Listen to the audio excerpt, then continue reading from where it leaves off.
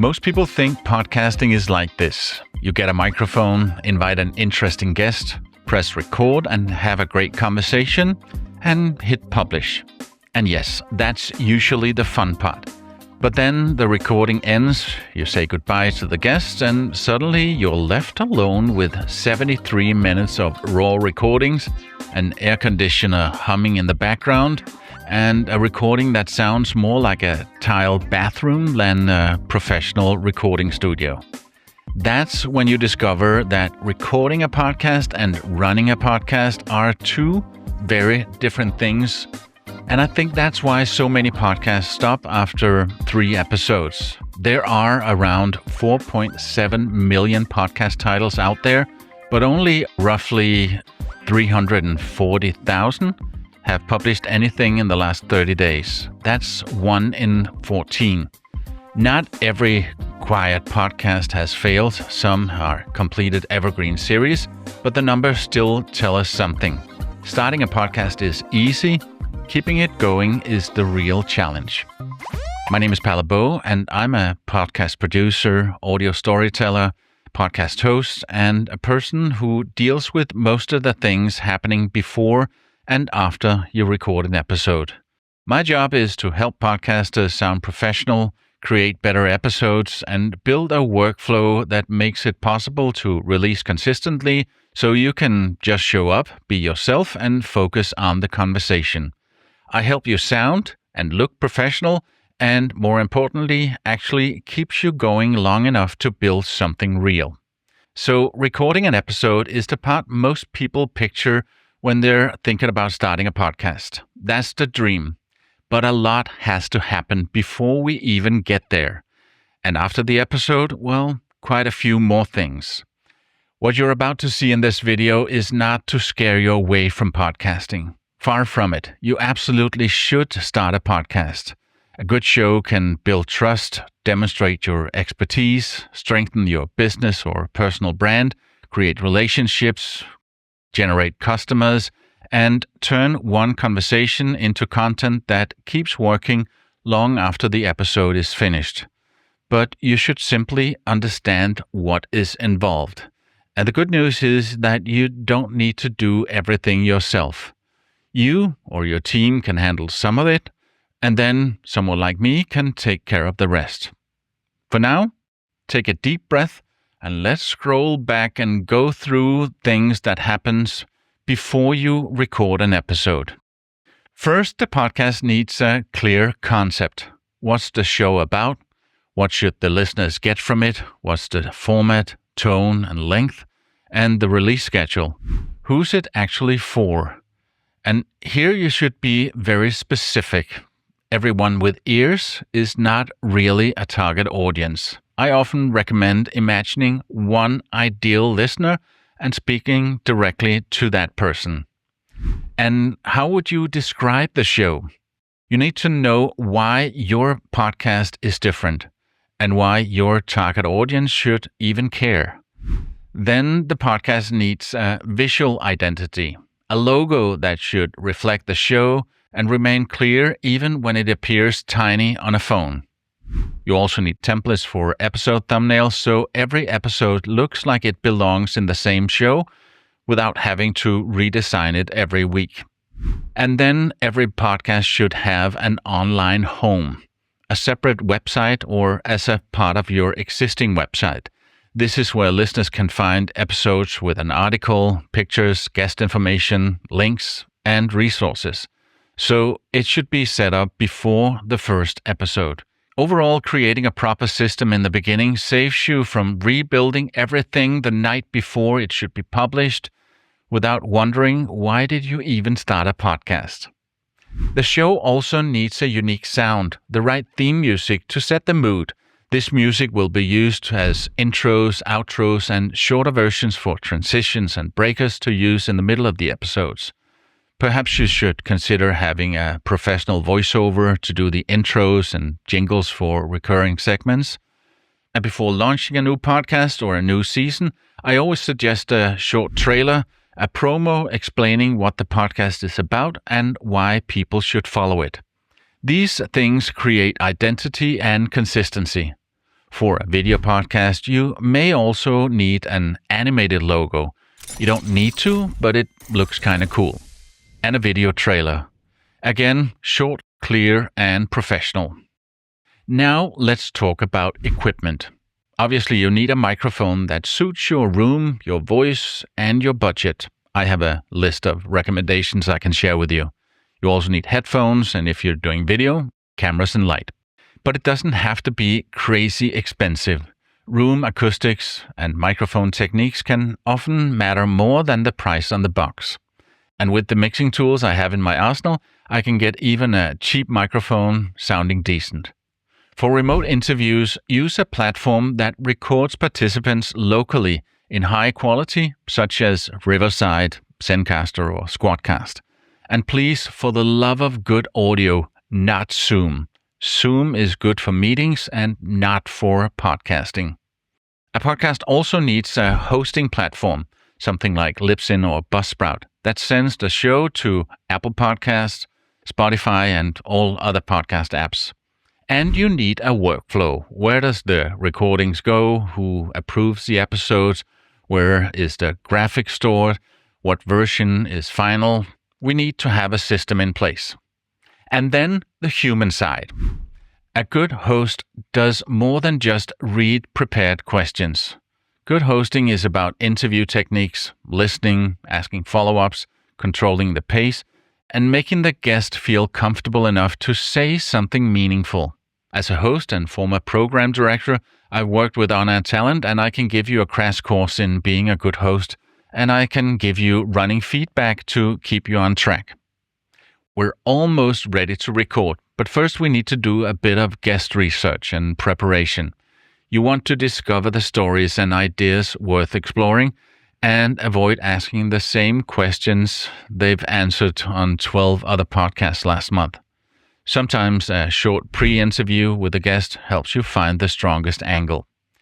Then comes the slightly unglamorous logistics. Scheduling the recordings, maybe cross time zones, getting bios, links, and pictures for thumbnails, sending technical instructions, and reminding everyone when it's almost time. Guest booking sounds like one simple task, but it's actually a small administrative ecosystem. Before the interview, check the studio, aka your office or kitchen. If it's online, set up the Riverside session, create links to share with guests, connect and check microphones and headphones, and if it's video, get the cameras and lights in place. And then we're back to the fun part, the reason you started the whole thing. By the time we get here, you'll feel completely comfortable, and all you have to do is focus on having a great conversation.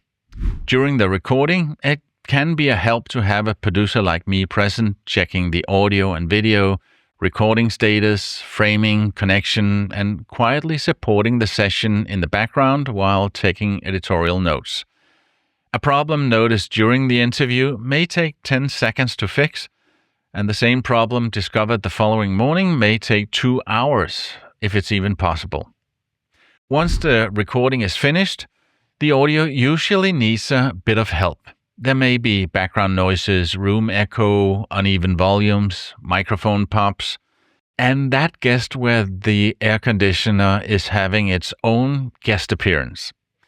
I can almost completely remove an air conditioner, but I cannot make a small computer microphone recorded at a noisy railway station in rush hour during a thunderstorm sound exactly like Abbey Road Studios. But with the professional tools I have, I can improve most things a lot. Editing is where the recording becomes an episode. But good editing doesn't mean removing every single pause, breath, or sign that human beings were involved. I typically remove more ums and ahs than most editors, but never so many that it sounds unnatural. Just enough to leave the listeners thinking, wow, they really know what they're talking about.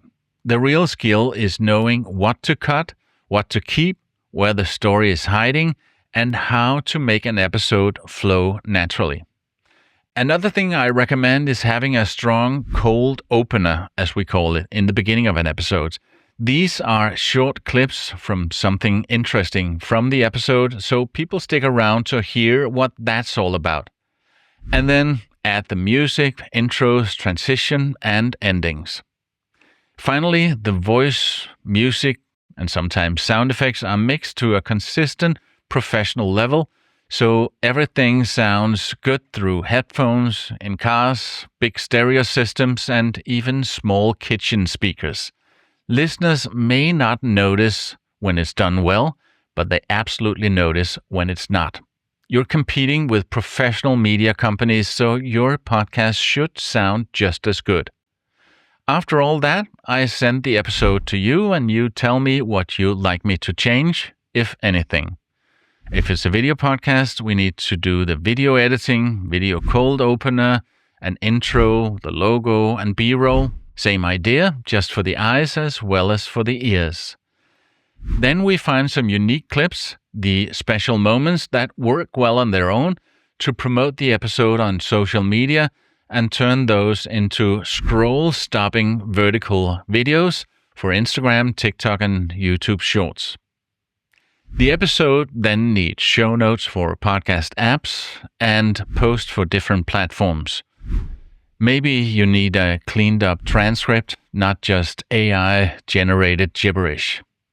The episode should also be turned into a longer blog post and a newsletter about the episode to give it a life beyond the podcast apps. That's actually one of the great things about having a podcast. One good episode can become great content for several different platforms. But each version should be adapted to where it appears. A LinkedIn post should not be exactly the same as a Facebook post. And I haven't even talked about X, Threads, Blue Sky, and Pinterest.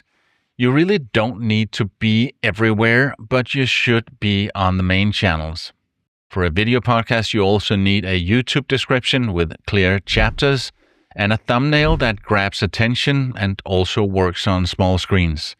And the episode thumbnail should also be created, even if it's an audio-only podcast, but that's why we did the template earlier.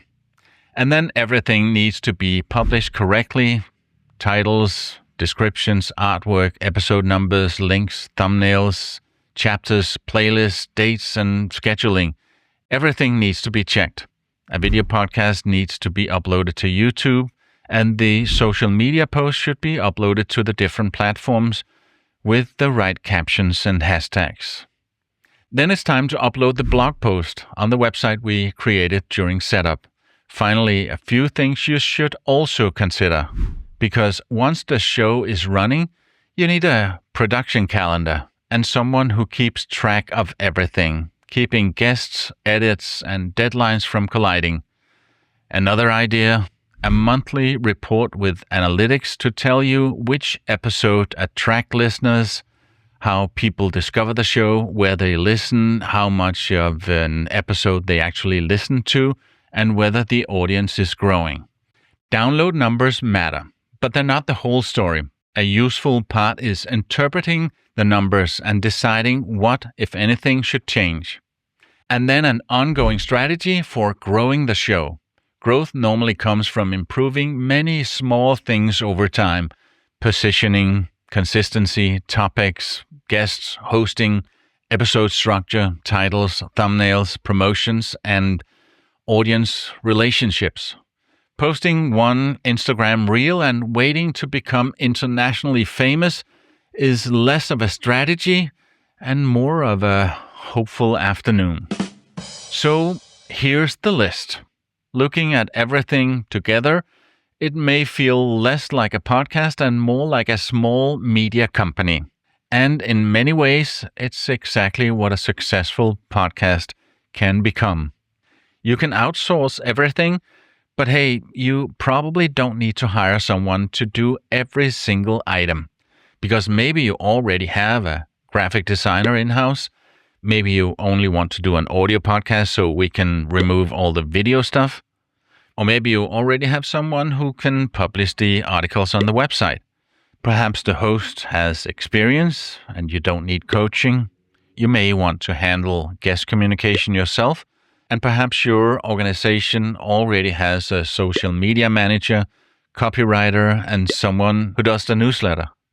So you can do some of these things internally, or you can outsource the parts where you need some specialist support, more capacity, or simply fewer things on your desk. You just pick and choose what you need. And remember that everything in the first column happens during the initial setup. So once those things are in place, the ongoing production becomes much simpler.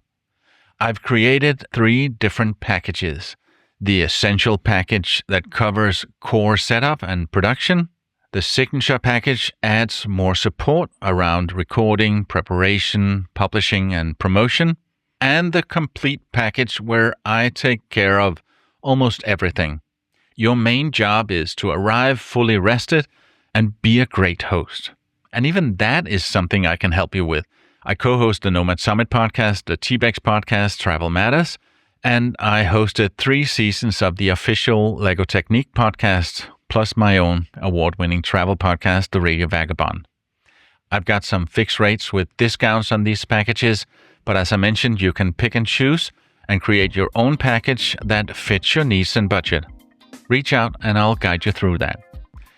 If you decide to work with me, you're bringing on someone who understands podcasting, how to create great content, and what happens behind the scenes.